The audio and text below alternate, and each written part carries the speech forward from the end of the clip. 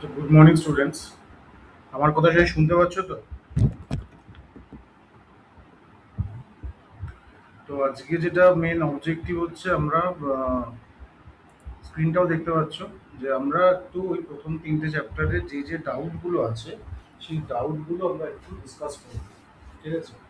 তো যারা যারা আমাকে ডাউটগুলো পাঠিয়েছো মেইনলি, তো তাদের টপিকগুলোই মেজরলি ডিসকাস করা হবে। তারপরে যদি কারোর ডাউট থাকে একটু বলে দেবে। তো মেইনলি স্টার্ট করছি, আমি একটু জেনারেল কনসেপ্ট দিয়ে স্টার্ট করি যে আমরা যেহেতু চ্যাপ্টারটা মূল দিয়ে শুরু করেছি, তো মূল চ্যাপ্টারটা বেসিক্যালি তিনটে মূলের যে কনসেপ্টটা একটা ফ্লো চার্টের উপর ডিপেন্ড করে। যে মূল মানে হচ্ছে given weight by molecular weight বা গ্রাম অ্যাটমিক ওয়েট বা গিভেন ভলিউম, যদি কোনো গ্যাসের থাকে তাকে যদি নোবে মূলে আনতে বলে, তাকে 22.4 লিটার অ্যাট এসটিপি দিয়ে কনভার্ট করতে হবে। আর যদি গিভেন নাম্বারে থাকে তাহলে তাকে অ্যাভোগাড্রো নাম্বার দিয়ে ডিভাইড করে তোমাকে মোল আনতে হবে। সো এই তিনটি হচ্ছে বেসিক ফর্মুলা।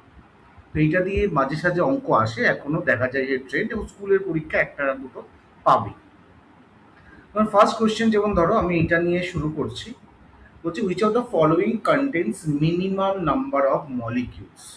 তাহলে মিনিমাম নাম্বার অফ মলিকিউলস বের করতে গেলে এগুলো যেহেতু একটার সাথে একটা রিলেটেড, যেইটা আমাকে গিভেন দেবে তার রেসপেক্টে আমাকে আগে মোলটাতে কনভার্ট করে নিতে হবে।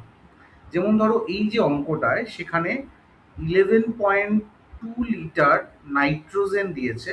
দেখো বাইরে কন্ডিশন দিয়ে দিয়েছে, এই কন্ডিশনটাই হচ্ছে এসটিপির কন্ডিশন। তাহলে আমি আগে মোলটাই নিয়ে আসতে পারি। 11.2 ডিভাইড বাই 22.4 করলে 0.5 মোল হয়, এবং 0.5 মোল মানে হচ্ছে 0.5 into Avogadro number of molecules. Option বিতে আছে 24 গ্রাম অফ ওজোন। তাই 24 গ্রাম অফ ওজনের যদি মোল আনি, তাহলে ওজনের মলিকুলার মাস হচ্ছে 48, এইটাও 0.5 মোলসি বেরোচ্ছে, ইন্টু অ্যাভোগাড্রো নাম্বার হবে এর নাম্বার অফ মলিকিউলস। অপশন সিতে আছে 16 গ্রাম। তো 16 গ্রাম অফ অক্সিজেন, তার মানে হচ্ছে 16 ডিভাইডেড বাই 32, তাহলে এইটাও 0.5 মোলস বেরোচ্ছে, ইন্টু অ্যাভোগাড্রো নাম্বার হবে এর নাম্বার অফ মলিকিউলস। অপশন ডিতে আছে 25 গ্রাম অফ ক্যালসিয়াম কার্বনেট। আমরা জানি যে ক্যালসিয়াম কার্বনেটের মলিকুলার মাস হচ্ছে 100, তাই 25 ডিভাইড বাই 100 করলে আসে 0.25 মোল। তাহলে 0.25 মোল ইন্টু অ্যাভোগাড্রো নাম্বার, এটা হচ্ছে এর নাম্বার অফ মলিকিউলস। তো এইটা সবচেয়ে কম হচ্ছে এদের মধ্যে, তাহলে অপশন ডিটা কারেক্ট হবে। তো এইরকমভাবে আমরা নাম্বার অফ মলিকিউলস বা মোলস বা নাম্বার অফ অ্যাটমস বা ভলিউম অ্যাট এসটিপি এগুলো আমাকে বের করতে দেবে। আমাদের আরেকটা জিনিসও মাথায় রাখতে হবে, যদি আমাদের কোনো একটা molecule mass of one atom বা ওয়ান মলিকিউল বলে, তখন আমাদের কিন্তু সবসময় এক্সপ্রেস করতে হবে in terms of u or atomic mass unit, that is 1.66 into 10⁻⁻24 gram. ঠিক আছে? এটাও একটু আমাদের মাথায় রাখতে হবে। তো এই অবধি এই টপিকে কারোর যদি কোনো ডাউট থাকে আর তোমরা বলতে পারো। এই টপিকে কারোর যদি কোনো ডাউট থাকে তাহলে তোমরা আমাকে বলতে পারো।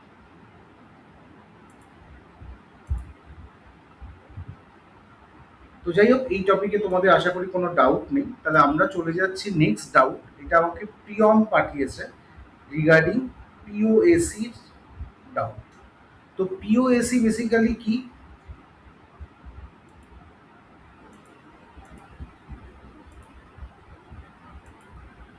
পিওএসির যে ডাউটটা দিয়ে আমি শুরু করছি, পিওএসি হচ্ছে প্রিন্সিপাল অফ অ্যাটমিক কনজারভেশন।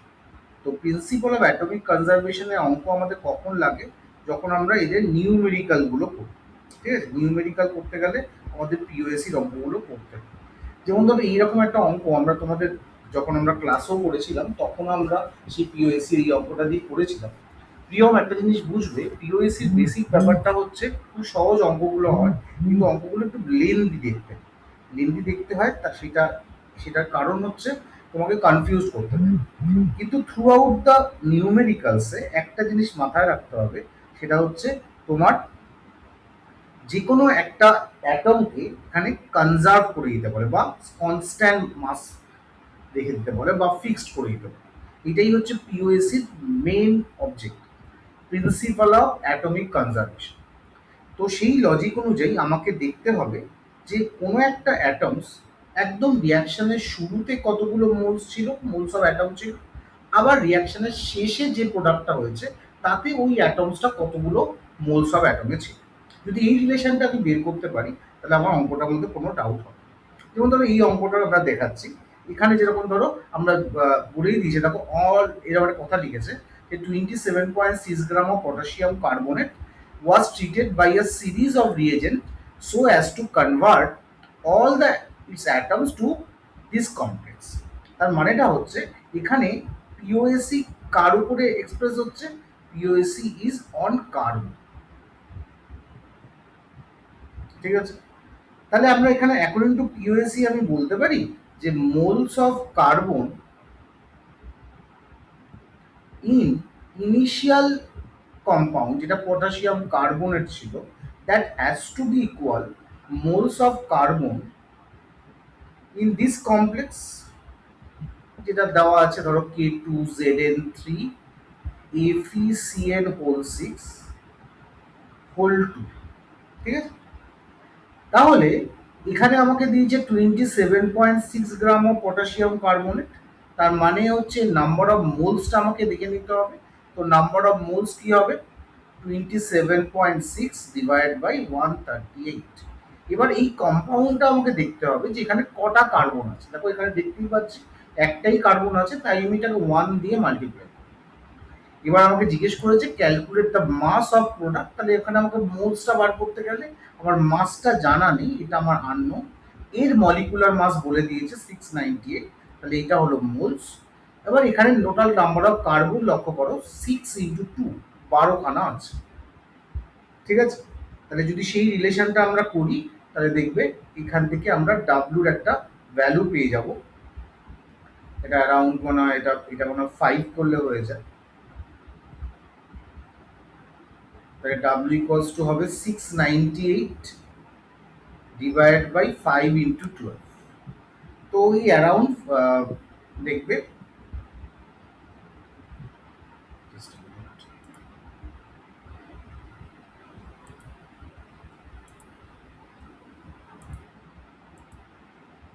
তো 698 ডিভাইড বাই 60 করলে অ্যারাউন্ড কত আসে, ওই 10 এর কাছাকাছি আসবে হয়তো, একটু দেখে নেবে। ঠিক আছে, মানে ওই 10.66 এরকম কিছু একটা আসার চান্স আছে। ঠিক আছে, এত করে। ওকে, তো এই হলো আমাদের পিওএসি। পিওএসি তে কোনো ডাউট আছে আর বুঝতে পারলে কনসেপ্টটা?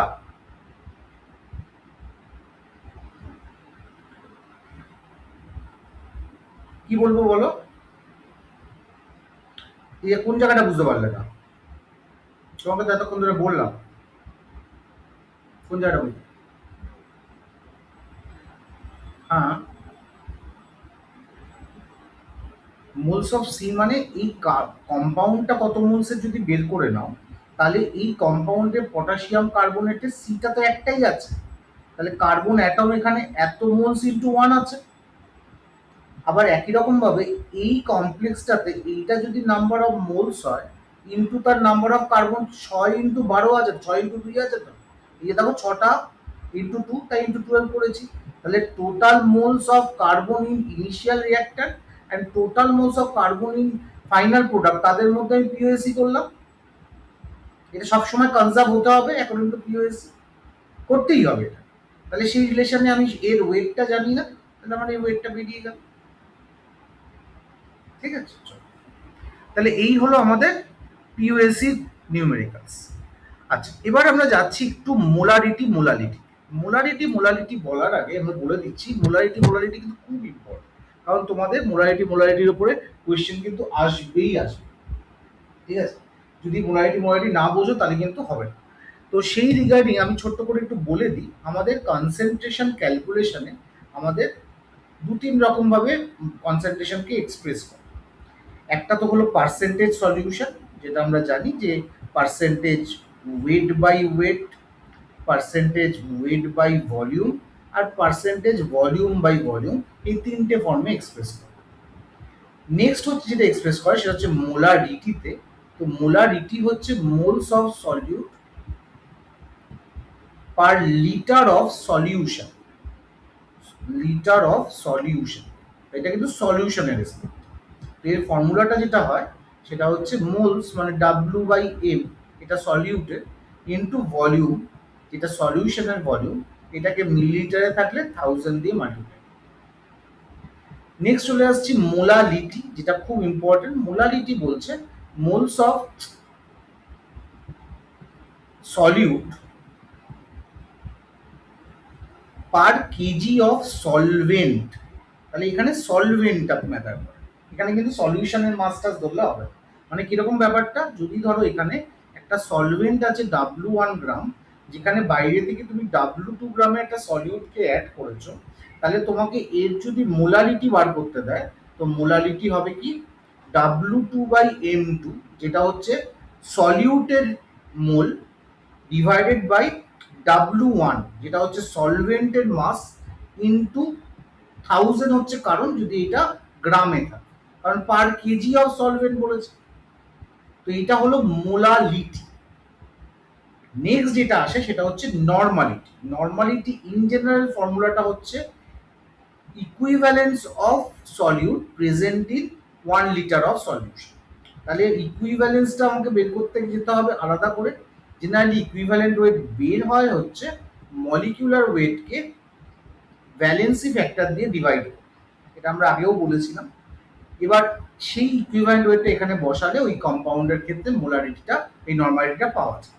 এবার নর্মালিটি মোলারিটির মধ্যে একটা রিলেশনও আছে, normality is equals to molarity into সেই ভ্যালেন্সি ফ্যাক্টর, এটাও তুমি মাথায় রাখতে পারো। ঠিক আছে, নর্মালিটিটা ইন জেনারেল সিবিএসসি বোর্ডে খুব একটা আসে না, কিন্তু এইচএস বোর্ডে কিন্তু আসার চান্স হাই থাকে। ঠিক আছে, তো আমি কয়েকটা অঙ্ক এখান থেকে করাচ্ছি, এই অঙ্কগুলো একটু ভালো অঙ্ক বা টাইপ বেসড অঙ্ক, তা তোমরা বুঝতে পারো। যেমন ধরো ফার্স্ট অঙ্কটা আছে, দ্য মোলারিটি অফ 5.6% W/V কিউ ইজ সলিউশন। কোয়েশ্চেন নাম্বার 3টা আমি করাচ্ছি, এখান থেকে কোয়েশ্চেন নাম্বার 3টা। তো আমাকে মোলারিটি বের করতে দিয়েছে, মানে আমি একদম ডিরেক্টলি মোলারিটির ফর্মুলায় চলে যাই।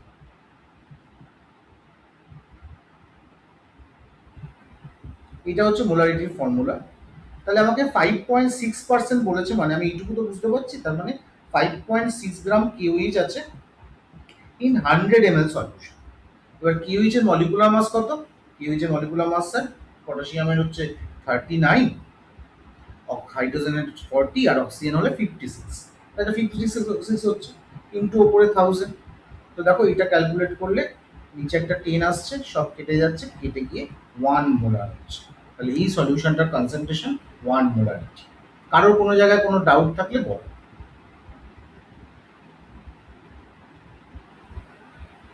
এটা একদম বেসিক অঙ্ক দিয়ে স্টার্ট করেছি, কিন্তু খুব ভালো অঙ্ক, এরকম অঙ্ক কিন্তু আসার চান্স থাকে স্কুলের পরীক্ষা বলো বা কিছুতে বলো।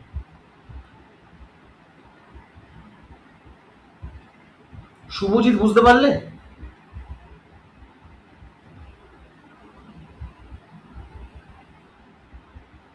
আচ্ছা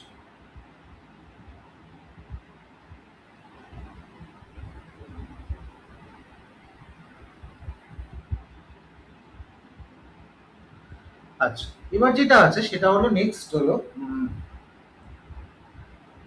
নেক্সট অঙ্কটা, যেমন তো মোলালিটি বার করতে বলেছে, কোশ্চেন নাম্বার 4 এর মোলালিটি বার করতে বলেছে। মোলালিটি কি বলেছে যে 10% W/W in A with solution. তাহলে মোলালিটির ফর্মুলা কি? W2/M2 into W1 into 1000। তাহলে এখানে 10% বলেছে, তার মানে 10 গ্রাম এনএইচ হচ্ছে সলিউট। 10 গ্রাম এনএইচ যদি সলিউট হয়, তাহলে আমার সলভেন্ট কতটা হবে? যেহেতু 10% এবং সেখানে তাহলে W2 যদি 10 গ্রাম হয়, তাহলে নিশ্চয়ই W1টা 90 গ্রাম হবে, কারণ পার্সেন্টেজ সলিউশন। তাহলে আমি এখানে বসিয়ে দিই 10, NaOH এর মলিকুলার মাস হচ্ছে 40, W1 হচ্ছে 90 ইন্টু 1000।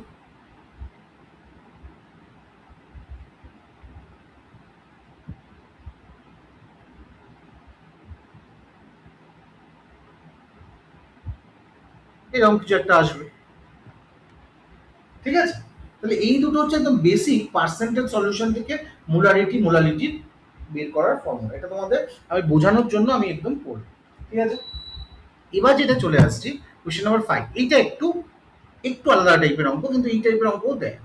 কি বলেছে দেখো, 100 গ্রাম, 5-এর অঙ্কটা, 100 gram solute, molar mass 80 gram per mole, present in 500 ml solution. Density বলে দিয়েছে, calculate the molality of the solution. মোলালিটির একটা ইন্টার কনভার্সন ফর্মুলা আছে, যদি ফর্মুলা মুখস্থ রেখে করতে পারো তো ঠিক আছে, যদি না রেখে পড়তে পারো তাই দরকারও নেই, তুমি কনসেপ্টটাও বের করে নিতে পারো। তাই যেহেতু আমাকে মোলালিটি বার করতে দিয়েছে, তাহলে আমি মোলালিটির ফর্মুলাটা সবার আগে মাথায় লিখে নেব। এটা হচ্ছে আমার মোলালিটির ফর্মুলা। এবার আমাকে দিয়ে দিয়েছে কি কি ইনফরমেশন, আমাকে সলিউটের মাস বলে দিয়েছে, আর কত ভলিউমে আছে বলে দিয়েছে। কিন্তু আমার সলিউটের মাস তো দরকার হবে, সলিউটের মলিকুলার মাস তো দরকার হবে, কিন্তু আমার কাছে W1, তাহলে W1 পেতে গেলে আমার টোটাল সলিউশনের ওয়েট জানতে হবে। তাহলে কি করে করব, সলিউশনের ভলিউম বলে দিয়েছে। এবার ডেনসিটি মানে আমরা কি জানি, মাস বাই ভলিউম। ডেনসিটি বলেছে 1.2, তাহলে মাস অফ সলিউশন বেরিয়ে যাবে, যেহেতু 500 ml সলিউশন। তাই দেখো মাস বেরোলো কত, 600 গ্রাম। তাহলে 600 গ্রামের মধ্যে সলভেন্টও আছে, সলিউটও আছে। তাহলে স্যার W2 যদি 100 হয়, তাহলে W1 কত হবে, 600 মাইনাস 100, তার মানে 500 গ্রাম। তাহলে এখানটায় 500 আমি লিখে দিই ইন্টু 1000। তাহলে এটা 2 হলো, এখানে এটা 40 হলো, তাহলে এইটাও দেখো 2.5 মোলালিটি বেরিয়ে গেল। দেখো আমার কোনো ফর্মুলা লাগলো না, তাহলেও আমরা করে নিতে পারবো, ঠিক আছে? কারোর কোনো জায়গায় ডাউট হলে বলো।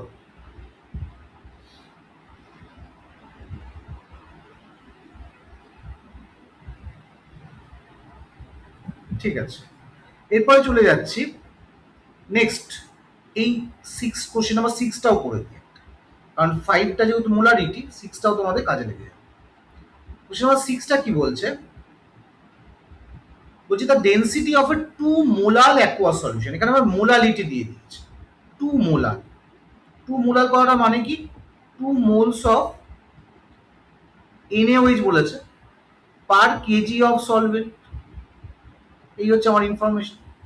আচ্ছা, 2 মোলস অফ সলিউশন বলেছে, 2 মোলস অফ NaOH মানে কত গ্রাম, 2 × 40। আমি NaOH ওয়েটটাও বের করে নিলাম, W2। তার মানে স্যার 80 গ্রাম NaOH আছে। ভালো কথা। সলিউশনের মাস বলে দিয়েছে, যেহেতু মোলাল তার মানে 1 কেজি, আর সলিউশনের ডেন্সিটি বলে দিয়েছে। তাহলে আমি সলিউশনের ডেন্সিটি থেকে সলিউশনের ভলিউম বের করে নিতে পারবো, মাস বাই ভলিউম। ডেন্সিটি 1.2 তো দিল না, আচ্ছা এটার মাস হচ্ছে 1000 গ্রাম, সলিউশনের মাস জানি না, সরি ভুল বলেছি, এটা তো মাস অফ সলভেন্ট বলেছে। সলিউশনের আমি টোটাল মাস বের করে নিতে পারছি। এখানে দেখো টোটাল মাসটা কত, 1000 গ্রাম সলভেন্ট, আর W1টা হচ্ছে 1000 গ্রাম, তাহলে টোটাল মাস হচ্ছে 1000 + 80। তাহলে ভলিউমটা বেরিয়ে যাবে। তাহলে ভলিউম কত, দেখো অঙ্কটা কত ভালো অঙ্ক। ভলিউম হচ্ছে 1080/1.2। সবাই এই জায়গাটা বোঝো, এটা তো সলিউটের মাস আর এটা তো সলভেন্টের মাস, তাহলে W1 W2 যোগ করতে হবে তো, তার থেকে তো আমি সলিউশনের ভলিউমটা পাবো। তাহলে কত হচ্ছে দেখি একটু ক্যালকুলেটারে, 1080/1.2 করলে 900 আসছে। তাহলে 900 ml হচ্ছে সলিউশনের ভলিউম। এবার ভলিউম যখন বেরিয়ে গেছে, তাহলে মোলারিটি তো বেরিয়েই যাবে। তাহলে W/M into V into 1000। W কত, ডাব্লু স্যার বলে দিয়েছে, W/Mটাই বলে দিয়েছে, 2 বলে দিয়েছে। ভলিউমটা কত, 900, নিচে থাকলো, তারপরে 20/9, 20/9 করলে যা আসে 2.22 মোলারিটি। কারোর কোনো জায়গায় ডাউট হলে বল।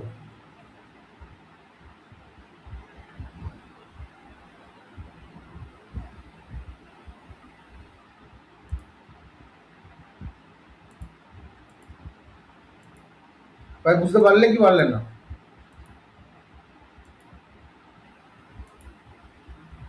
চলো।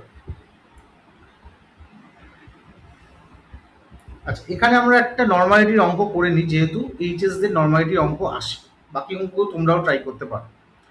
নর্মালিটি দেখো, এখানে এটা বলেছে, এটা মোলারিটি দিয়ে অঙ্কটা দিতে পারে, কোনো ডিফারেন্স নেই। বলছে if 0.4 normal 500 HCl is completely neutralized by 300 ml KOH solution, find the normality of KOH।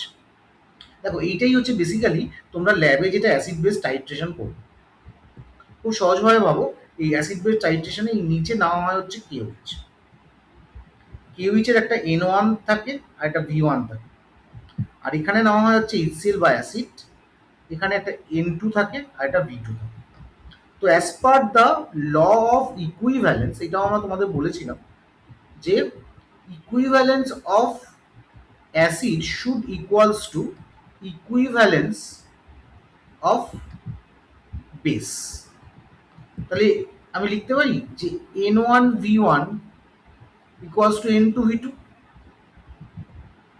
তাহলে N2 এখানে কত বলে দিয়েছে HCl এর? 0.4। HCl এর ভলিউম কত বলে দিয়েছে? 500। N1 কত বের করতে বলেছে, আর এর ভলিউম বলে দিয়েছে 300। ঠিক আছে, তাহলে আমার অ্যান্সার বেরিয়ে যাবে N1 equals to 0.4 into 500 divide by 300। এটা করলে যা আসবে 0.66 নর্মালিটি। সবাই বুঝতে পারলে?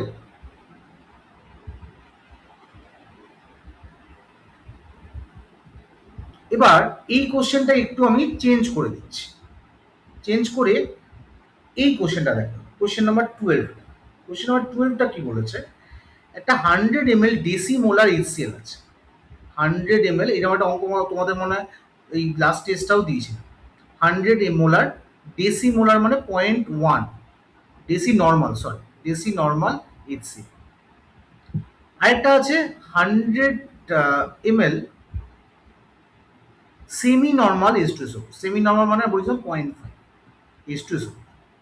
তা যখনই এটা আমার নর্মালিটিতে থাকবে, তখন আমাকে কোনো রকম ভাবে কোনো ভ্যালেন্সি ফ্যাক্টর দিয়ে কিছুতে মাল্টিপ্লাই করার দরকার।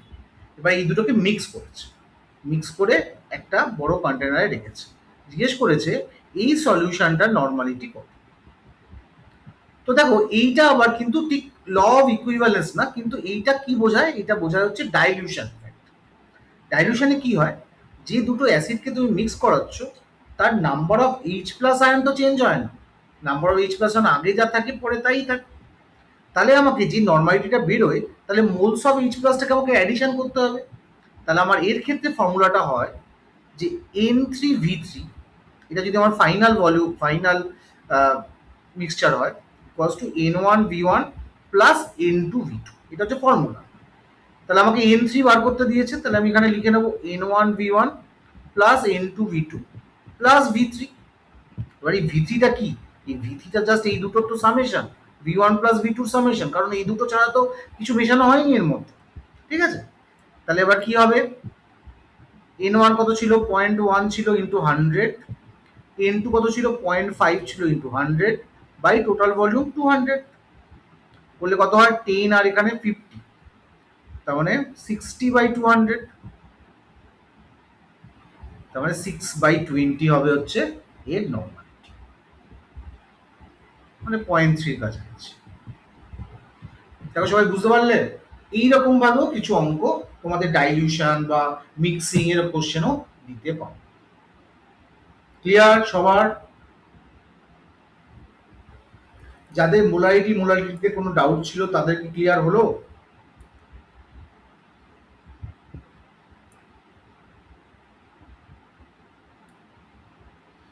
ঠিক আছে, এবার চলে আসছি শুভজিৎ কয়াল।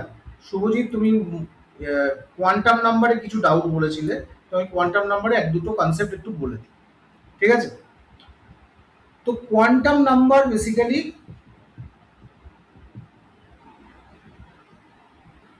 কি? যে কোনো একটা ইলেকট্রনের প্রপার্টিকে এক্সপ্লেন করার জন্য আমাদের চারটে কোয়ান্টাম নাম্বারের দরকার হয়েছে।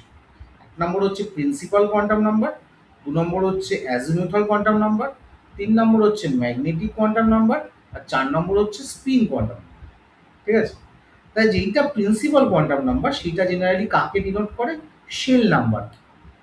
এই তোমরা 1s2 2s2 যে 1টা দেখছো সেটাই হচ্ছে শেল নাম্বার বা principal quantum number.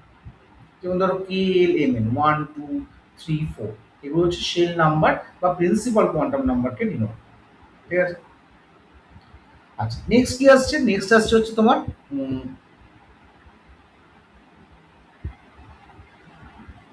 Azimuthal quantum number. Azimuthal quantum number কি ডিনোট করে? অ্যাজিমুথাল কোয়ান্টাম নাম্বার ডিনোট করে হচ্ছে তার সাবশেল। সাবশেল বলতে গেলে ধরো এই এল এর ভ্যালুটা বের করা হয় 0 টু n-1 এরকম করে। মানে এন এর যা ভ্যালু হয় তার রেসপেক্টে এল এর ভ্যালু আসে একটা কম। যেমন ধরো এল এর ভ্যালু যদি 0 হয় তাই এটাকে এস সাবশেল বলে। যদি এল এর ভ্যালু 1 হয় তাই এটা পি সাবশেল হয়। এল এর ভ্যালু যদি 2 হয় তাই ডি সাবশেল। এল এর ভ্যালু যদি 3 হয় তাই এটা এফ সাবশেলকে নিবে। ঠিক আছে? তার মানে আমি অ্যাজিমুথাল কোয়ান্টাম নাম্বার থেকে আমি সাবশেলগুলো পেতে পারছি। এছাড়া আমরা অনেক সময় অরবিটাল মোমেন্টাম সেটাও আমরা এখান থেকে বের করতে পারি, that is √L into L plus 1 into h/2। ঠিক আছে? এর পরের যেটা কোয়ান্টাম নাম্বার আছে এটাকে বলা হয় ম্যাগনেটিক কোয়ান্টাম। তো magnetic quantum number basically express করে অরবিটালকে বা যে কোনো সাবশেলের 3 ডাইমেনশনে অ্যারেঞ্জমেন্ট।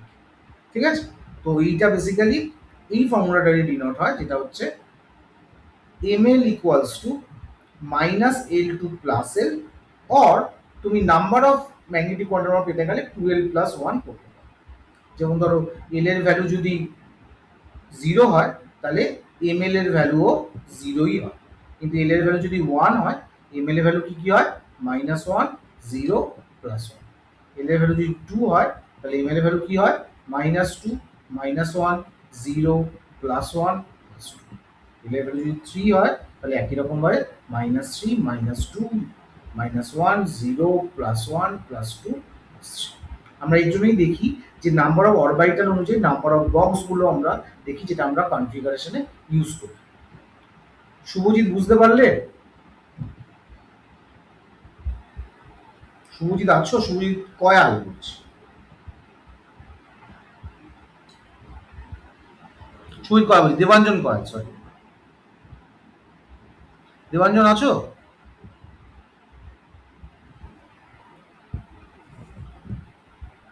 আচ্ছা, যাই হোক, দেবাঞ্জন হয়তো নেই।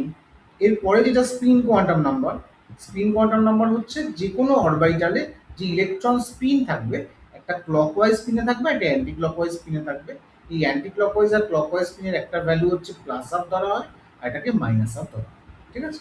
তো এইটা থেকে আমরা অনেক সময় স্পিন মাল্টিপ্লিসিটি ক্যালকুলেট করি, বা ধরো অনেক সময় নাম্বার ম্যাগনেটিক মোমেন্ট ক্যালকুলেট করার জন্য নাম্বার অফ আনপেয়ার্ড রিয়াকশনের ইলেকট্রনের রেসপেক্টে আমরা ম্যাগনেটিক মোমেন্টও ক্যালকুলেট করতে পারি।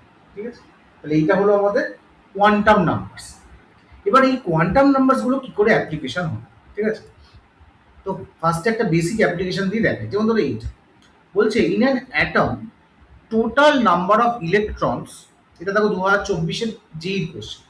In an atom, total number of electrons having quantum numbers n equals to 4, ml equals to 1 and ms equals to -12। তাহলে এইটুকু তো শিওর যে n equals to 4 এর আন্ডারে ml equals to 1 মানে আমাকে বোঝাতে চাইছে যে p মানে ml বলে দিচ্ছে, তাই তো? ml মানে হচ্ছে তোমার এখানে কোন অরবিটাল কথা বলছে? p এর কথা বলছে। তাহলে p আর ms হচ্ছে তোমার এখানে -12। তাহলে n4 এর আন্ডারে আমার কতগুলো এরকম ইলেকট্রন আছে? ঠিক আছে? তাহলে আমরা কি করে করব? দেখো, প্রথম কথা হচ্ছে n4 এর আন্ডারে আমার টোটাল নাম্বার অফ, আমাকে দেখতে হবে n4 বলে l কি কি হয়। l 0 1 2 3 হয়। দেখো 1 এর আন্ডারে আমার 1s হয় শুধু, এই সরি 0s এর আন্ডারে শুধু আমার 1s 2s হয়, p হয় না। যখন l এর ভ্যালু 1 তার মানে p p কি কি হতে পারে? পি হতে পারে হচ্ছে 2p হতে পারে, 3p হতে পারে, ঠিক আছে? তাহলে এই 2p আর 3p তে আমার কতগুলো করে ইলেকট্রন সেটাই দেখতে হবে, কারণ আমি ডি আমাকে এখানে বের করতে বলেনি, এফও আমাকে বের করতে বলে। তাহলে পি এর আন্ডারে 2p 3p কেন নিলাম, 4p কে নিতে পারি, 4p কি নিতে পারি বলতো? n ইকুয়ালস টু 4 বলে দিয়েছি না, এখানে তো আমাকে বলেছে যে এম এল ইকুয়ালস টু 1, তাহলে এম এল মানে হচ্ছে তোমার একটা পি সাবশেলের আন্ডারে যে আমার অরবাইটাল গুলো আছে, এম এলটা তোমার সাবশেল তো বোঝাচ্ছে অ্যাজ ওয়েল অ্যাজ অরবাইটাল গুলোকেও বোঝাচ্ছে। তাহলে আমাকে 3p 4p 4 যেহেতু কোয়ান্টাম নাম্বার, তাহলে আমি 4p নিতেও পারি, ঠিক আছে? কিন্তু এখানে স্পেসিফিক্যালি n ইকুয়ালস টু 4 বলে দিচ্ছে, ঠিক আছে? n ইকুয়ালস টু 4 মানে আমাকে n 4টাকে ধরেই আমাকে এগোতে হবে, n 4টাকে ধরে এগোলে আমার l 0 বেরোচ্ছে, 0 মানে s অরবিটাল, তার মানে এর একটাই ভ্যালু 0। এবার যদি আমার 1 এর জন্য p ধরি, তাহলে p কি কি হতে পারে দেখো, -1 হতে পারে, 0 হতে পারে, +1 হতে পারে। 2 যদি d হয়, d হলে আমার কি কি হতে পারে, -2 -1 0 +1 +2 হতে পারে তো, যখন যদি l এর ভ্যালু 2 হয়, ঠিক আছে? আর l এর ভ্যালু 3 হলে আমার কি কি হতে পারে, f সাবশেল হতে পারে, মানে 5 খান, এই 7টা -3 -2 -1 0 +1 +2 +3। এবার আমাকে ইলেকট্রনগুলো কাউন্ট করতে হবে। তুমি দেখো এখানে 0তে দুটো ইলেকট্রন থাকতেই পারে, -1 +1 এখানে দুটো দুটো করে ইলেকট্রন থাকতেই পারে, এখানেও দুটো দুটো করে ইলেকট্রন থাকতে পারে, এখানেও দুটো দুটো করে ইলেকট্রন থাকতে পারে। এবার এখানে কিন্তু ml এর কোনো সাইন দেয়, তাহলে আমি +1ও ধরতে পারি, -1ও ধরতে পারি।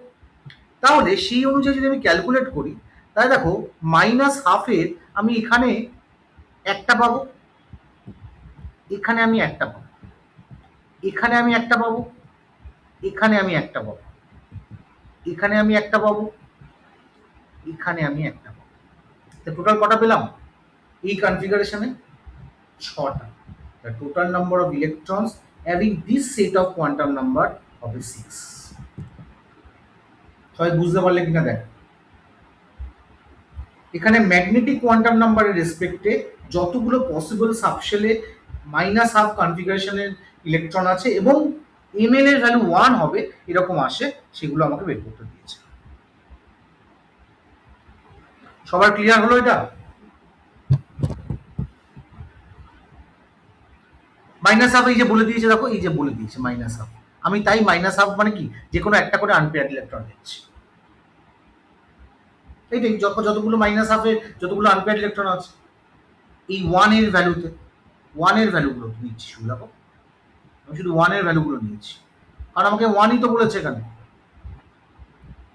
তাই প্রত্যেকটা থেকে একটা করে নিলে 6টা এরকম দেখতে পাচ্ছি, তাই আমার 6 হচ্ছে, ঠিক আছে? আচ্ছা, এবার আরেকটা উপরের দিকে দেয়, এইগুলো খুব দেয়, এইগুলোর ট্রেন্ড খুব বেশি আজকাল কোশ্চেন, যে বলে total 4 quantum numbers having the this outer most orbital of potassium, পটাশিয়ামের K19 বলে দিয়েছে, তাহলে K19 এর আমি আউটার মোস্ট অরবিটাল কি হবে, আর্গন, তারপরে 4s1, তারপরে আমাকে এইটা নিয়ে ভাবতে হবে, আর কিছু ভাবতে হবে না। 4s1 হলে n এর ভ্যালু কি হয় স্যার, 4 হয়, s যেহেতু তাহলে l এর ভ্যালু কি হবে, 0 হবে, l0 হলে m কি হবে স্যার, 0ই হবে, আর s1 আছে, s মানে প্লাস আপ বা মাইনাস আপ, বা মাইনাস আপ যে কোনো একটা।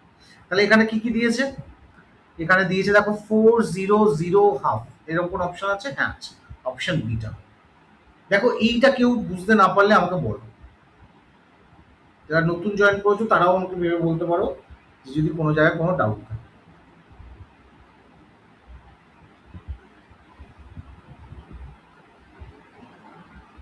ঠিক আছে, আশা করি ডাউট নেই, তাই আমি পরেরটায় চলে যাচ্ছি। আয়ুষ্মান আছো? ঠিক আছে, এর পরেরটা দেখো Z37, Z37 ঠিক পটাশিয়ামের নিচের এলিমেন্ট, তো এর কনফিগারেশন বোঝাই যাচ্ছে ক্রিপ্টন 5s1 হবে। তাহলে এর বলেছে ব্যালেন্স ইলেকট্রনের কনফিগারেশন। দেখো একই টাইপের কোশ্চেন 2024। তাহলে এখানেও কি হবে, n4 হবে। এস যেহেতু বলেছে তাহলে এল এর ভ্যালু 0 হবে। এল 0 হলে এম তো 0ই হয়, আর এস কি হবে, একটা প্লাস হবে। তাহলে দেখো ঠিক ওপরের সেটটাই আবার রিপিট হয়েছে, অপশন বি হবে, সরি, হ্যাঁ অপশন এই তো হচ্ছে, ঠিক আছে 500 প্লাস। কারোর কোনো জায়গায় ডাউট হলে বল। আচ্ছা এবার চলে আসছি, এই চ্যাপ্টারে যদিও চলে আসলাম, আগের চ্যাপ্টারে না বা রেডক্সের একটু ডাউট ছিল আয়ুষ্মান, তো রেডক্স ব্যালেন্সটা আমরা আরেকবার একটু দেখে দিচ্ছি। তো রেডক্স ব্যালেন্স দু রকম ভাবে হয়, একটা হচ্ছে অ্যাসিড মিডিয়ামে হতে পারে, একটা হচ্ছে বেসিক মিডিয়ামে হতে পারে। সবাই একটু মন দিয়ে শুনে নাও। তো অ্যাসিড মিডিয়ামে হোক বা বেসিক মিডিয়ামে হোক, বেসিক্যালি আমাকে তার ব্যালেন্স করতে দেবে। কিরকম ব্যালেন্স করতে দেবে, ধরো আমি একটা অ্যাসিডিক মিডিয়ামে একটা ব্যালেন্স করছি, তাহলে MnO4 minus plus C2O4 2 minus plus H plus, এটা বলে দেয় যে অ্যাসিড মিডিয়ামে হচ্ছে। নেক্সট হচ্ছে Mn2 plus plus CO2 plus H2, ঠিক আছে। তাহলে এই MnO4 মাইনাস থেকে একটা যাবে হচ্ছে Mn2 প্লাস, আর হচ্ছে C2O4 2 মাইনাস থেকে একটা যাবে হচ্ছে CO2। তাহলে এরকম দুটো হাফে ভাঙছে। তাহলে ফার্স্ট আমার কি করতে হবে, তিনটে স্টেপ আছে রেডক্স ব্যালেন্স, একটা হচ্ছে অ্যাটম ব্যালেন্স, দেন হচ্ছে চার্জ ব্যালেন্স, 3 নম্বর হচ্ছে ইলেকট্রন ব্যালেন্স। তো এই তিনটে স্টেপে আমাকে এটা করতে হবে, অ্যাটম চার্জ। তো ফার্স্ট দেখো কি আছে, MnO4 মাইনাস থেকে Mn2 প্লাস। Mn কটা আছে বাদিকে, একটাই আছে। ডান দিকে কটা Mn আছে, স্যার একটাই আছে। তাহলে Mn অলরেডি ব্যালেন্সই আছে। এবার অক্সিজেন কটা আছে বাদিকে, 4টে আছে, ডান দিকে অক্সিজেন নেই। এবার রুলটা শোনো, রুলটা বলছে যেদিকে অক্সিজেন এক্সট্রা আছে তার উল্টো দিকে ততগুলোই ওয়াটার অ্যাড করতে হবে। অ্যাড করলাম, এবার তার ডাবল H প্লাস এই দিকে অ্যাড হলো, ঠিক আছে। তাহলে অ্যাড হওয়ার পরে কি হলো, তাহলে দুদিকে দেখো অ্যাটম, অক্সিজেনের ব্যালেন্স, হাইড্রোজেনের ব্যালেন্স মিলে গেছে। এবার আমাকে কি বার করতে হবে, চার্জ ব্যালেন্স। চার্জ ব্যালেন্স বাদিকে চার্জ কত, মন দিয়ে দেখো, এর চার্জ কত, এই র্যাডিক্যালটা -1, এই টোটাল H প্লাস এর চার্জ তো 1, কিন্তু ইনটু 8 আছে, তার মানে +8, তাহলে -1 +8, মনে মনে করো, তাহলে +7 হলো স্যার ডান দিকে। আর ডান দিকে স্যার এদিকে শুধু +2ই আছে। তাই দুদিকে চার্জ মেলাতে গেলে এখানে আমার কটা ইলেকট্রন দিতে হবে, স্যার 5টা ইলেকট্রন দিতে হবে, তাহলে 5 ইলেকট্রন। এটার ক্ষেত্রে C2 আছে, তাই স্যার এখানে 2CO2 দিয়ে দিলাম। তাহলে দেখো অক্সিজেনও মিলে গেল, কার্বনও মিলে গেল, কিন্তু এখানে চার্জ -2 আছে, তাহলে এখানে চার্জ কমাতে হবে, দুটো ইলেকট্রন অ্যাড। এবার দেখো আমার অ্যাটম ব্যালেন্স হয়ে গেছে, চার্জ ব্যালেন্সও হয়ে গেছে। এবার জাস্ট ইলেকট্রন ব্যালেন্স। তাহলে ইকুয়েশন 1 কে আমি 2 দিয়ে মাল্টিপ্লাই করব, ইকুয়েশন 2 কে আমি 5 দিয়ে মাল্টিপ্লাই করে দেখি কি হয়। তাহলে মাল্টিপ্লাই করলে যেটা আসছে, এটা 2MnO4 minus plus 16H plus plus 10 electron, arrow দিয়ে 2Mn2 প্লাস প্লাস 8H2, এখানে হলো 5C2O4 2 মাইনাস, অ্যারো দিয়ে 10CO2 প্লাস 10 ইলেকট্রন। দেখো ইলেকট্রন মিলে গেছে। এবার জাস্ট এই দুটোকে আমি যোগ করে দেবো, যোগ অ্যাড করছি, তাহলে 10 ইলেকট্রন ইলেকট্রন এখানে অ্যাড কেটে যাচ্ছে, তাহলে পড়ে থাকছে কি 2MnO4 minus plus 5C2O4 2 minus plus 16H plus, arrow দিলে 2Mn2 plus plus 10CO2 plus 8H2। সবাই বুঝতে পারলে কিনা দেখো, না বুঝতে পারলে বল। ওকে আয়ুষ্মান, বুঝতে পারলে, ইলেকট্রন কেটে যাবে। হ্যাঁ ইলেকট্রন দুপাশে ব্যালেন্স হচ্ছে, তো তোমার সেম আছে না দুপাশে অপোজিটে, তাহলে তো কাট কেটেই যায়, মাইনাস হয়ে যাবে। তুমি কি রেখে দিচ্ছিলে এতদিন, রেখে দিলে তো হবে না। এই তিনটে স্টেপ তো, অ্যাটম, চার্জ, ইলেকট্রন। আচ্ছা, আরেকটা দেখাই, বেসিক মিডিয়াম, এটা দেখাই। বেসিক মিডিয়ামে কি আছে? বেসিক মিডিয়ামে হচ্ছে ধরো একটা আই মাইনাস আছে, ঠিক আছে, plus basic medium OH minus আছে, অ্যারো দিয়ে এখানে আই ও ফোর মাইনাস আছে, প্লাস আই মাইনাস আছে, সরি, প্লাস এইচ টু। এটা যেহেতু বেসিক মিডিয়াম, বোঝাই যাচ্ছে এটা একটা ডিসপ্রপোর্শনেশন রিয়াকশন, যেখানে সরি, এটা আই টু হবে, আই টু থেকে একবার চার্জ বেড়েছে, একবার চার্জ কমেছে, এটা একটা ডিসপ্রপোর্শনেশন রিয়াকশনের এক্সাম্পল। ডিসপ্রপোর্শনেশন রিয়াকশন মানে কি? যেখানে রিঅ্যাক্ট্যান্ট সাইডে কোনো একটা এলিমেন্টের অক্সিডেশন নাম্বার প্রোডাক্ট সাইডে যখন যাবে একবার বাড়বে, একবার কমবে। ঠিক আছে, এখানে তাই হয়েছে, দেখো এখানে জিরো ছিল, মনে মনে দেখতে পারো, এখানে প্লাস সেভেন হয়েছে, এখানে মাইনাস ওয়ান হয়েছে। তার মানে এখান থেকে এইটা হয়েছে হচ্ছে অক্সিডেশন, আর এখান থেকে আবার এইটা হয়েছে রিডাকশন। ঠিক আছে, এই জন্য এটাকে আমরা ডিসপ্রপোর্শনেশন বল। ঠিক এটা উল্টে গেলে তাহলে এটাকে কম্প্রপোর্শনেশন। ঠিক আছে, তাহলে আমি দুটো রিয়াকশনে ভাঙি, একটা আই টু থেকে একটা আই ও ফোর মাইনাস, আর একটা আই টু থেকে আই মাইনাস। ঠিক আছে, তাহলে প্রথমে কি atom balance, charge balance, electron balance এখানেও হবে স্যার। তাহলে কি করছি, এখানে টু আই ও আই টু দুখানা আছে, টু দিয়ে দিই। এবার রুলটা শোনো, এখানে বলছে এখানে মানে বেসিক মিডিয়ামে অক্সিজেন যেখানে এক্সট্রা হবে, যতগুলো এক্সট্রা হবে ততগুলোই ওয়াটার সেদিকে দিতে হবে। এখানে চার দুগুণে আটটা হচ্ছে, আমার এখানে আটখানাই ওয়াটার দিতে হবে, তার ডাবল ওইচ মাইনাস এই দিকে দিতে হবে। তাহলে দেখো মিলে গেল। ঠিক আছে, এবার তাহলে অ্যাটম মিললো, তাহলে চার্জ মেলাতে হবে। বাদিকে চার্জ দেখো মাইনাস সিক্সটিন হচ্ছে, ডান দিকে চার্জ মাইনাস টু। যেদিকে চার্জ নেগেটিভে কম সেদিকে ইলেকট্রন অ্যাড করতে হয়, তাহলে এখানে 14 ইলেকট্রন অ্যাড করলো। এখানে আই টু আছে, এখানে আই মাইনাস আছে, স্যার এখানে টু তো হবে, দুটো আয়োডিন। স্যার এখানে এইদিকে মাইনাস টু, বাদিকে জিরো আছে, তাহলে এইদিকে দুটো ইলেকট্রন অ্যাড করতে হবে। তাহলে দুটো রিয়াকশনই দেখো অ্যাটম ব্যালেন্স হলো, চার্জ ব্যালেন্সও হলো। এবার electron balance, equation one, equation two, equation two কে সেভেন দিয়ে মাল্টিপ্লাই করো, সেভেন দিয়ে মাল্টিপ্লাই করলে কি আসে?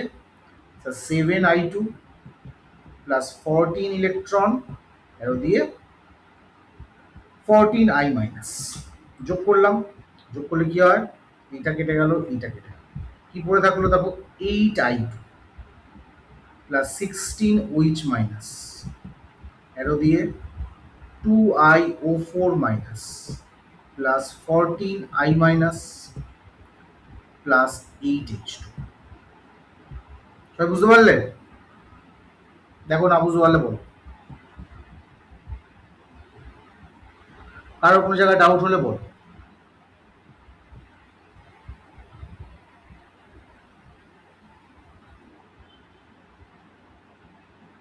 ঠিক আছে,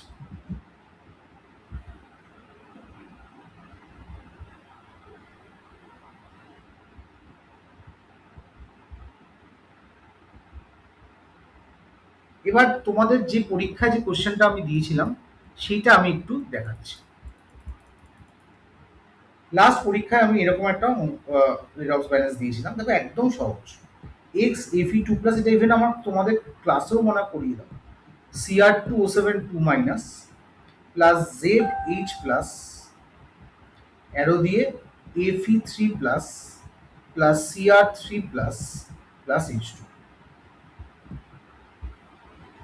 ঠিক আছে, তাহলে এখানে আমাকে এক্স ওয়াই জেড এর ভ্যালু বের করতে বলে, বা যেইতে কি বলে ওই ভ্যালু, ওই নিউমেরিক্যাল বেস কোশ্চেন, তো x plus y plus z কত, এরকম কোশ্চেন হয়। ঠিক আছে, আমাদের এখানে যদিও আমি এক্স ওয়াই জেড আলাদা বের করতে বলছিলাম। তো আমি কি করবো, প্রথমে রিডক্স ব্যালেন্স যেহেতু অ্যাসিডিক মিডিয়াম বুঝতে পারছি, দুটো ভাগে ভাঙবো। একটা স্যার এফি টু প্লাস থেকে এফি থ্রি প্লাস হবে, আর একটা CR two O seven two minus থেকে সিআর থ্রি প্লাস হবে। তাহলে এখানে তো স্যার অ্যাটম ব্যালেন্স আছেই অলরেডি, একটা করে আয়রন আছে, তাহলে এইদিকে জাস্ট ইলেকট্রন দিলে চার্জ ব্যালেন্স হয়ে যাচ্ছে। এবার এইটা ক্রোমিয়াম এখানে দুটো আছে, এখানে একটা আছে, তাহলে আমি টু দিই। এখানে অক্সিজেন সাতখানা আছে, তাহলে এখানে আমার রুল ছিল অ্যাসিডিক মিডিয়ামে যেদিকে অক্সিজেন তার উল্টো দিকে 7টা ওয়াটার দিতে হবে, আর এখানে 14টা এইচ প্লাস দিতে হবে। দেখো অ্যাটম ব্যালেন্স হয়ে যাচ্ছে, চার্জ ব্যালেন্স করতে হবে। এখানে মাইনাস টু, এখানে প্লাস 14, তাহলে লেফট সাইডে প্লাস 12, রাইট সাইডে প্লাস 6 আছে, +12 কে 6 করতে গেলে আরো 6টা ইলেকট্রন অ্যাড করতে হবে। অ্যাটম ব্যালেন্স, চার্জ ব্যালেন্স হয়ে গেল। এবার ইলেকট্রন ব্যালেন্স, ইলেকট্রন ব্যালেন্স করতে গেলে কি করতে হবে? ইকুয়েশন 1 কে 6 দিয়ে মাল্টিপ্লাই, আর ইকুয়েশন 2 কে 1।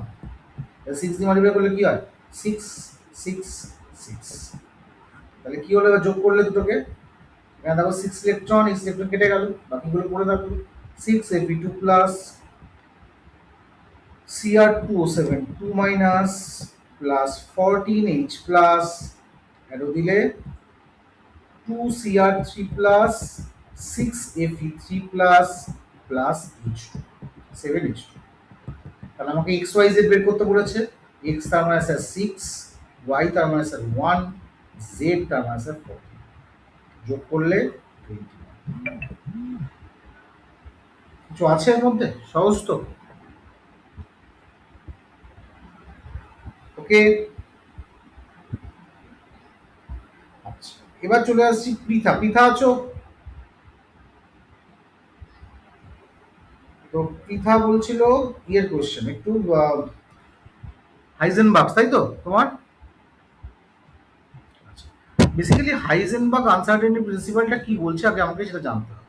ঠিক আছে? হাইজেনবার্গ আনসার্টেনিটি প্রিন্সিপাল বলছে যে কোনো একটা সাব অ্যাটমিক পার্টিকেল, তার পজিশন আর মোমেন্টাম তুমি সাইমালটেনিয়াসলি মেজার করতে পারো।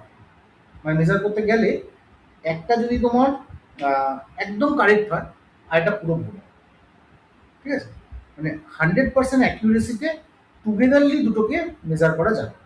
তো সেইটা রিগার্ডিং একটা ফর্মুলা ছিল হাইজেনবার্গের।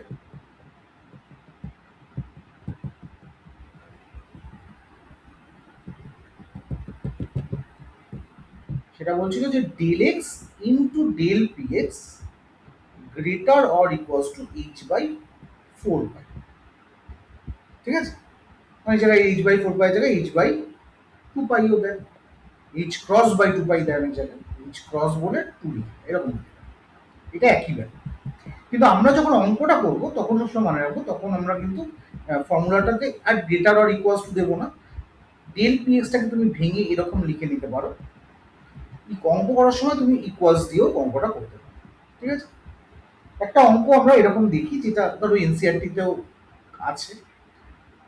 এই অঙ্কটা দেখলে তুমি একটু বুঝতে পারবে তাই। যেমন ধরো বলছে a golf ball, a golf ball has a mass of 40 gram, has a mass of 40 gram, ঠিক আছে? And a speed of 45 meter per second, ঠিক আছে? If the speed can be measured, if the speed can be measured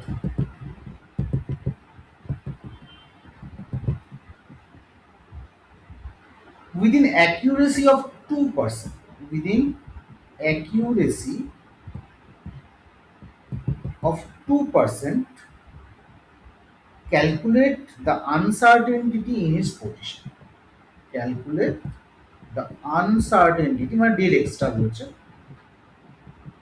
uncertainty in its position। ঠিক আছে? তো ব্যাপারটা কি? ধর আমি এই ফর্মুলাটা ইউজ করছি, del x into m del v x equals to h by 4। আমাকে ডেল এক্সটা বার করতে বলেছে। এবার এখানে এটা বলে দিয়েছে দেখো 2% অ্যাকিউরেসিতে স্পিড। তার মানে আমি যদি স্পিডটা বার করে নিই, ডেল ভিটা কি হবে? 45 মিটার পার সেকেন্ড বলেছে, এর 2%, মানে 2/100। এটা করলে দেখো 0.9। ঠিক আছে? মাস তো বলেই দিয়েছে 40 গ্রাম। ঠিক আছে? এবার গ্রামটাকে তুমি কেজিতে নিয়ে আসতে পারো, যেহেতু এইটা মিটারে আছে, তুমি 0.04 কেজি করে। এবার আমাকে জাস্ট ডেল এক্সটা বার করতে, একদম সহজ। দেখো প্লাঙ্ক কনস্ট্যান্টের ভ্যালু লেখো 6.626 into 10 to the power minus 34, এর ভ্যালু 0.04, সরি ডেল ভিএক্স এর ভ্যালু 0.9, আর 4 পাই হচ্ছে 4 into 3.1। এটা করে যা আসবে সেটা হচ্ছে অ্যান্সার। তো অ্যারাউন্ড 1.4 ইন্টু 10⁻³ বুঝতে কত একটা আনসার্টিনিটি, 10⁻³ বুঝলে পৃথা? আরেকটা অঙ্ক দেখিয়ে দিই, এটা তো এনসিআরটির হলো, এবার একটা অন্য পরীক্ষায় এসেছে এরকম একটা কোয়েশ্চেন দেখায়। ধরো বলেছে a proton is accelerated, a proton is accelerated to one tenth of velocity of light, of velocity of light. If the velocity can be measured, with a precision of plus minus 0.5%, এরকম question দেখলে ঘাবড়ে যাবে না, এটাই বোঝাতে চাইছি। 0.5%, what must be its uncertainty, what must be the uncertainty in its position? তো আমরা এটা কিভাবে করব, ঠিক আছে? তাই দেখো, আমাকে শুধু এটা বলে দিয়েছে যে 1/10 of velocity of light accelerated হয়েছে, তাহলে আমি সবার আগে এর ভেলোসিটি অফ দ্য প্রোটনটা বার। তো ভেলোসিটি অফ দ্য প্রোটন কি হবে? v equals to 1/10 of velocity of light, 3 into 10⁸ metre per second. তো এই 3 into 10⁷ আসবে। এবার ভেলোসিটি বলেছে, velocity can be measure with a precision of 0.5% plus minus, ঠিক আছে? এই প্লাস মাইনাস থেকে ঘাবড়ে গেলে চলবে না, তোমাকে ডেল ভিটাই বার করতে হচ্ছে। তার মানে 3 into 10⁷ যেটা বের করলে তার জাস্ট 0.5%, মানে 0.5 into 10⁻² বা 100 দিয়ে ডিভাইড করো, কত হয়? 1.5 into 10⁵ মিটার পার সেকেন্ড। এবার তুমি মাস জানো, মাস কত হয়? প্রোটনের মাস যেটা 1 mu ইকুয়ালস টু হয় 1.74 ইন্টু 10⁻⁻27 কেজি, না? একটু আগে বললাম। আর প্লাঙ্ক কনস্ট্যান্ট তো জানোই, 6.626 ইন্টু 10⁻34 জুল সেকেন্ড। এবার জাস্ট এখানটা তুমি ডিএক্সটা বের করো, ঠিক একই ফর্মুলা।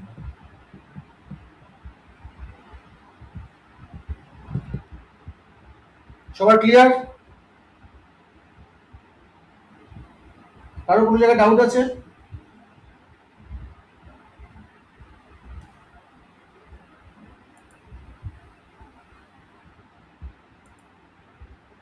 হ্যাঁ, ডেল্টা বিটা আমরা বসিয়ে দেবো। ডেল ভিটা হচ্ছে সবসময় মনে রাখবে আনসার্টেনিটিকে বোঝে, ডেল ভিটা, ঠিক আছে? Just a minute. আচ্ছা পৃথা, তোমার মনে হয় আরেকটা ডাউটও ছিল না, ওই ইয়ের মনে হয় না, ওই ইলেকট্রন গেন এনথালপি ডাউট ছিল কিছু? ইলেকট্রন গেন এনথালপি,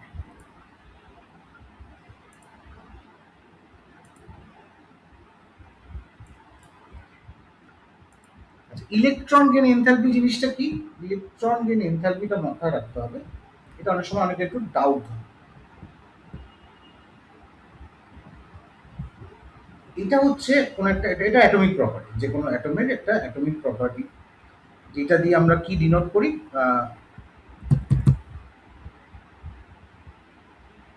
কোন একটা আইসোলেটেড গ্যাসিয়াস অ্যাটম তার ভ্যালেন্সিয়াল একটা ইলেকট্রন অ্যাড করতে যে অ্যামাউন্ট অফ এনার্জি এক্সচেঞ্জ, যে অ্যামাউন্ট অফ এনার্জি এক্সচেঞ্জ, আমি কিন্তু বলিনি যে এনার্জি রিলিজড, তার মানে এনার্জি রিলিজডও হতে পারে, এনার্জি আবার দিতেও হতে পারে। তার মানে দুটো প্রসেস হতে পারে, একটা পজিটিভ ইলেকট্রন গেন এনথালপি, একটা নেগেটিভ ইলেকট্রন গেন এনথালপি। আমরা তোমাদের এটাও বলেছিলাম যে কোনো প্রসেসে যদি ইলেকট্রন অ্যাডিশনে এনার্জি বেরোয় সেটা খুব স্পন্টেনিয়াস প্রসেস। তার মানে এই যে নেগেটিভটা, এটাই খুব স্পন্টেনিয়াস। তাহলে নেগেটিভ ইলেকট্রন এনথালপিকে আমরা বলি হচ্ছে ইলেকট্রন অ্যাফিনিটি। এটারই একটা নাম হচ্ছে ইলেকট্রন অ্যাফিনিটি। তার মানে যাদের এই এনার্জিটা নেগেটিভে আসে তাদের ইলেকট্রনের প্রতি বেশ অ্যাফিনিটি আছে, তারা ইলেকট্রনকে নিতে চায়। আর যাদের এটা নেই তারা ইলেকট্রন নিতে চায় না, তারা কি করতে চায়, ইলেকট্রনটাকে সহজে অ্যাকসেপ্ট করতে চায় না। কেন চায় না? কারণ তারা নিশ্চয়ই স্টেবল। যেমন ধরো জিঙ্ক, নাইট্রোজেন, ম্যাগনেসিয়াম, বেরিলিয়াম, এদের সবার আমরা দেখেছি যে পজিটিভ ইলেকট্রন গেন এনথালপি। তাহলে যাদেরই পজিটিভ ইলেকট্রন গেন এনথালপি হয় তাদের ইলেকট্রন অ্যাফিনিটিকে আমরা জিরো ধরি। ঠিক আছে? এবার যাদের এনার্জি রিলিজ হয় তাদেরকে আমরা ইলেকট্রন অ্যাফিনিটি ধরি বা নেগেটিভ ইলেকট্রন গেন এনথালপি ধরি। ঠিক আছে? যেমন ধরো দুই ধর্মের ধরি বলি, এইটার ট্রেনটা কিরকম, তো লেফট টু রাইটে কি হয়, ইলেকট্রন অ্যাফিনিটি বাড়ে। বাড়ে মানে এরকম ভেবো না যে ভ্যালু বাড়ে, এটা বাড়ে মানে হচ্ছে নেগেটিভেই বাড়ে, মানে তার মড ভ্যালুটা বাড়ে। আর টপ টু বটমে ইলেকট্রন অ্যাফিনিটিটা কমে। এটা কেন কমছে? একই রিজন, লেফট টু রাইটে জেড এফেক্টিভ নিউক্লিয়ার চার্জ বাড়ে, টপ টু বটমে জেড এফেক্টিভ নিউক্লিয়ার চার্জ কমে। ঠিক আছে? স্যার সেই ট্রেন্ড বলে ফ্লোরিন, ক্লোরিন, ব্রোমিন, আয়োডিনের ট্রেন্ডে তো স্যার ফ্লোরিনের সবচেয়ে বেশি, আয়োডিনের সবচেয়ে কম হওয়া উচিত ছিল। কিন্তু আমরা এর ইলেকট্রন অ্যাফিনিটি অর্ডার কি দেখি, যে ক্লোরিন, তারপরে ফ্লোরিন, তারপরে ব্রোমিন, তারপরে আয়োডিন আসে। তার মানে এখানে একটা অ্যাম্বিগুইটি দেখা যাচ্ছে। বলছি এইটা কেন স্যার, এটা খুব কোশ্চেন আসে। বলছি এটার কারণ হচ্ছে ক্লোরিন আর ফ্লোরিনের মধ্যে ফ্লোরিনের সাইজটা ধরো এইটুকু আর ক্লোরিনের সাইজটা একটু বড়। ঠিক আছে? এবার যেহেতু ফ্লোরিনের সাইজটা ছোট আর ওর ইলেকট্রোনেগেটিভিটি খুব বেশি, তাহলে যখনই ইলেকট্রন এখানে অ্যাডিশন হওয়ার জন্য আসে এখানে একটা ইলেকট্রন ইলেকট্রন রিপালশন ফেস করে। তার ফলে যত বেশি এনার্জি রিলিজ হওয়ার কথা ছিল এই রিপালশনের জন্য, ধরো সাপোজ এর -100 জুল এনার্জি রিলিজ হতে পারত, কিন্তু যখন রিপালশনের জন্য এটা আরো +20 অ্যাড করতে হয়, করে -80 জুল রিলিজ করে। কিন্তু ক্লোরিন রিলেটিভলি কম ইলেকট্রোনেগেটিভ আর সাইজ বেশি হওয়ার ফলে এখানে ইলেকট্রনিক রিপালশনটা কম হয়, নো সাচ রিপালশন। তো এর জন্য দেখা যায় যে এই ক্ষেত্রে এনার্জি রিলিজ হয় হয়তো -95 জুল। তাহলে -80 থেকে 95 তো বেশি, তাই ইলেকট্রন অ্যাফিনিটি অফ ক্লোরিনের ইলেকট্রন অ্যাফিনিটি অফ ফ্লোরিনের থেকে বেশি। ঠিক সিমিলার অর্ডার, এটা যেমন গ্রুপ 17 এর দেখলে, সিমিলারলি গ্রুপ 16 এর ক্ষেত্রেও এরকম অর্ডার দেখা যায়, যেখানে সালফার সবচেয়ে বেশি হয়, তারপরে সেলেনিয়াম, তারপরে টেলুরিয়াম, তারপরে অক্সিজেন। বোঝা গেল পৃথা?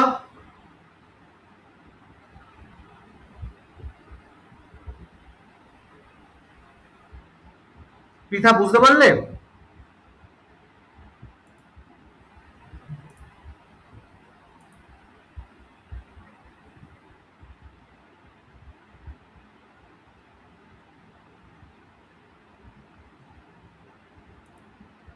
বলো।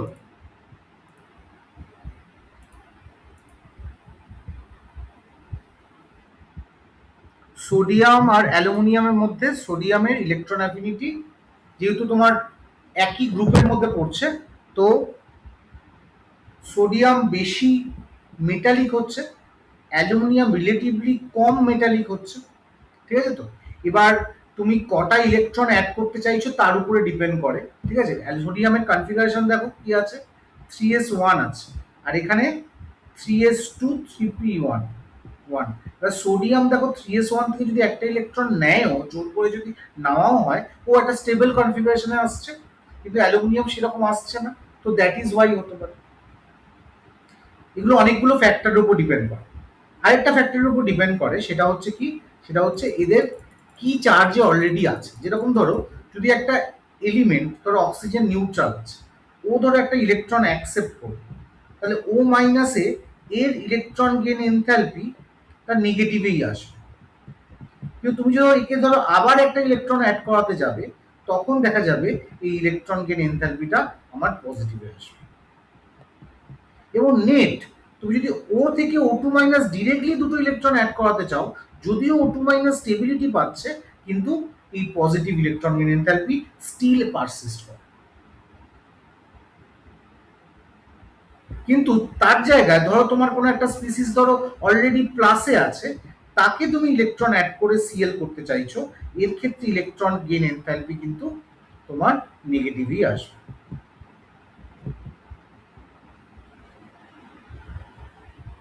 আচ্ছা, এই টপিকগুলো তোমরা আমাকে পাঠিয়েছিলে, এই টপিকগুলোর বাইরে তোমাদের যদি কারোর কোনো ডাউট থাকে তাহলে একটু দেখে নিতে হবে।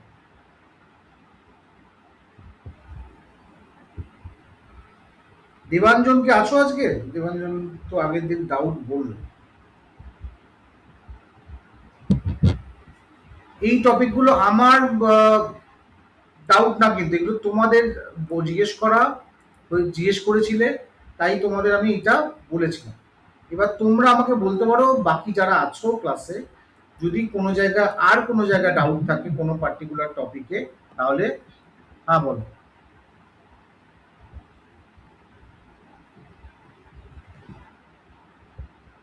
হ্যাঁ, এটা তো প্রথমটা তোমাকে আমি বলেই দিলাম, এটাই তো বললাম।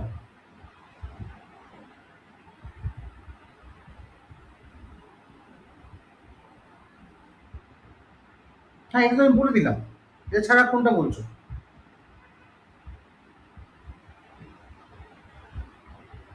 এইটাই তো বললাম রে বাবা, এই যে বললাম এক্ষুনি। এই রিজনটা, রিজনের অ্যান্সার বলতে চাইছো? কোনটা অ্যান্সার? ও আচ্ছা আচ্ছা আচ্ছা। কোনটা? না, ডি না। না না না, এটা হবে অপশন সি একটা। Option C, electron electron repulsion, এটা তোমরা তোমাদের ক্লাসে পড়িয়েছিলাম। ডি কোথায় লেখা আছে? অ্যান্সারটা ডি। না না না, এটা ডি হবে না, এটা সি হবে। কারণ এক্ষুনি কি বললাম, রিপালশন রিপালশন করে, একটা ও মাইনাস অলরেডি হয়ে গেছে, দেখো ও ইলেকট্রনের ক্লাউড হয়ে গেছে, এরপরে যদি আবার একটা ইলেকট্রন ঢুকাতে আসে, তাহলে এখানে ইলেকট্রনের একটা রিপালশন তো হবেই। তাই রিপালশন হলে এনার্জি ছাড়ার বদলে এনার্জি ওকে দিতে হবে, তার ফলে কি পজিটিভ মানে এন্ডোথার্মিক প্রসেস। ঠিক আছে? আর কারোর কোনো জায়গায় কোনো ডাউট? স্পিনিং কনস্ট্যান্টটা বলি। স্পিনিং কনস্ট্যান্ট একটা ক্যালকুলেশন আছে, ঠিক আছে, ও জানতে চাইছে যখন একটু আমরা বলি। স্ক্রিনিং কনস্ট্যান্ট জিনিসটা বেসিক্যালি আমাদের শুধুমাত্র যেইতেই লাগবে, স্কুল টুলে খুব একটা দেবে না, কিন্তু তাই হোক আমাদের কনসেপ্টটা শিখে রাখা উচিত।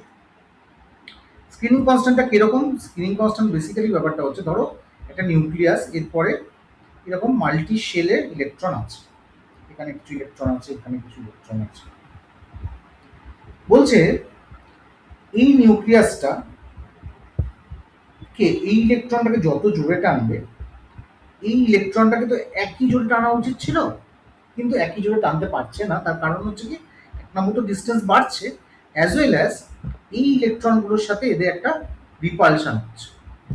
এই রিপালশন হওয়ার ফলে নেট যে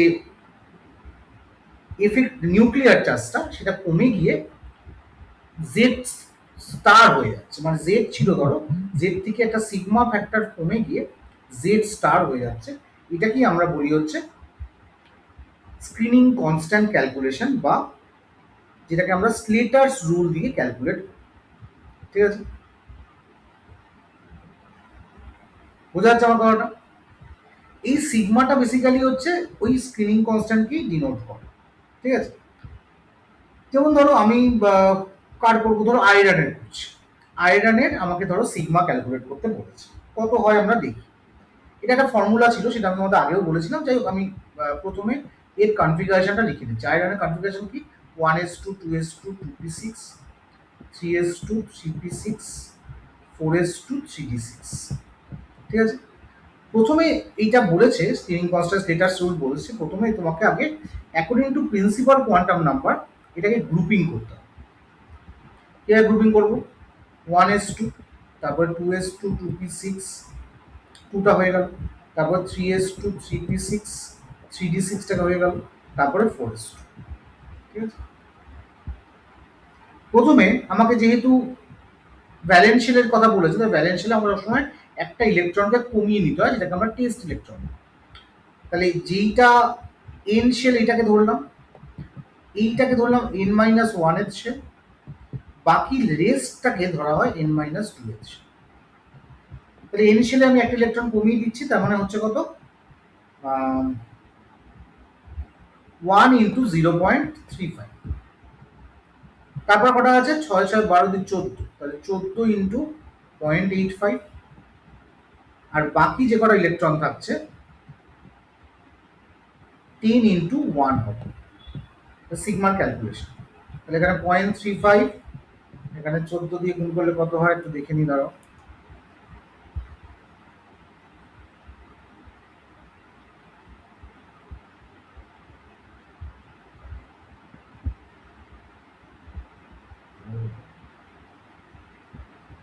(11.9) তাহলে 11.9 আর এখানে 10.1 আছে, 10.1 মানে 10ই হচ্ছে। তাহলে কত হচ্ছে টোটাল, 21.9, 22.25।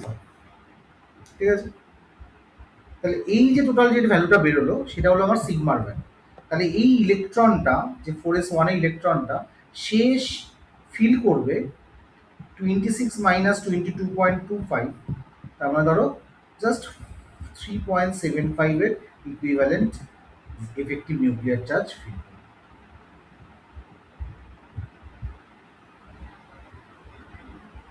বোঝাতে পারলাম? কিন্তু একটা কথা, এখানে যদি তোমাকে কোশ্চেনটা এইরকম দিত, যেইটা এমন এক বছর এরকম কোশ্চেন দিয়েছিল, বললো ধরো effective nuclear charge for 3D electron, এরকম বলছিল অফ আয়রন। এটা ডাব্লিউবিজেই, সরি যেই না, এটা ডাব্লিউবিজেই কোশ্চেন ছিল। তো সেই ক্ষেত্রে যেহেতু তোমাকে 3Dটাকে স্পেসিফাই করে দিয়েছে, তখন কিন্তু তোমাকে এই কনফিগারেশনে 4s-টাকে ইগনোর করতে হবে। আর তখন কিরকম হবে,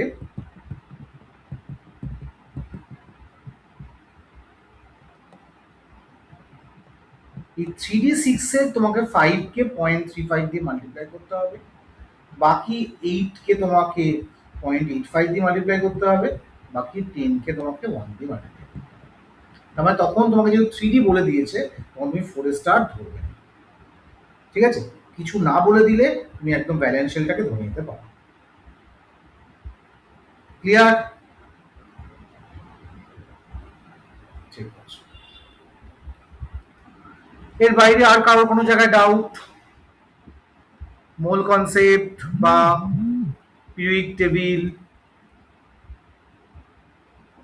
বলতে পারো, কারণ টাইম আছে এখনো, তোমার চাইলে বলতে পারো। আমি ক্লাসটা যদিও রেকর্ডিং করেছি, ক্লাসটা দিয়ে দেওয়ার চেষ্টা করবো যতগুলো যারা অ্যাটেন্ড করোনি।